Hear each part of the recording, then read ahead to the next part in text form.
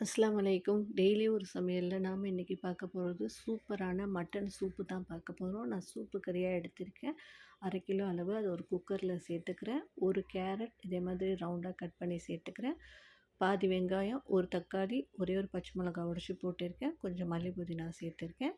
தேவையான உப்பு, 1/2 டீஸ்பூன் அளவு மஞ்சள்தூள், 1 டீஸ்பூன் அளவு மிளகாய்த்தூள், இஞ்சி பூண்டு விழுது 1 1/2 டீஸ்பூன், கரம் மசாலா 1 1/2 டீஸ்பூன், மல்லித்தூள் ஒரே 1 டீஸ்பூன் சேர்த்துட்டு வேணுங்கிற அளவு தண்ணீர் விட்டுக்கோங்க. நான் வந்து ஒரு 2 கோலா அளவு தண்ணீர் விட்டுக்கிறேன். சூப்பாக இருக்கிறதுனால கொஞ்சம் அதிகமாக தண்ணீர் சேர்த்துக்கலாம். ஆனால் நீங்கள் வந்து கொஞ்சம் பெரிய குக்கரில் வச்சுக்கோங்க. அப்படி இல்லாட்டி வலிஞ்சிரும், வேஸ்ட்டாக போயிடும். அதனால கொஞ்சம் கேர்ஃபுல்லாக பார்த்து கொஞ்சம் பெரிய குக்கரில் வச்சுக்கோங்க. இது வேகட்டும். நான் ஒரு 6 விசில் விட்டேன். சூப்பரா வெந்துருச்சு. இதுக்கு வந்து நல்லா கறி வெந்திருக்கணும்.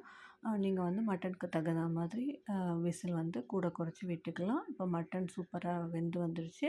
இன்னொரு அடுப்பில் ஒரு சட்டி வச்சுட்டு ஒரே ஒரு டீஸ்பூன் அளவு எண்ணெய் விட்டு பட்டை, கிராம்பு, ஏலக்காய் ஒன்று ஒன்று போட்டுக்கிறேன். மல்லி, புதினா போட்டுக்கிறேன். சோத்து இலை போட்டு தாளிச்சிக்கலாம். சோத்து இலை இல்லாட்டி ஸ்கிப் பண்ணிவிடுங்க. இதை தாளிச்சிட்டு நம்ம ரெடி பண்ணி வச்சுருக்க சூப்பை இதில் சேர்த்துக்கோங்க. இப்போ வந்து இன்னும் கொஞ்சம் கூட நீங்கள் தண்ணீர் சேர்த்துக்கலாம். அது வெந்த பிறகு இன்னும் 2 டம்ளர் வேணாலும் தண்ணீர் சேர்த்துக்கலாம். நான் இப்போ தான் இன்னும் 2 டம்ளர் தண்ணீர் சேர்த்துக்கிறேன். சேர்த்துட்டு நல்லா ஒரு கொதிக்க விடுங்க.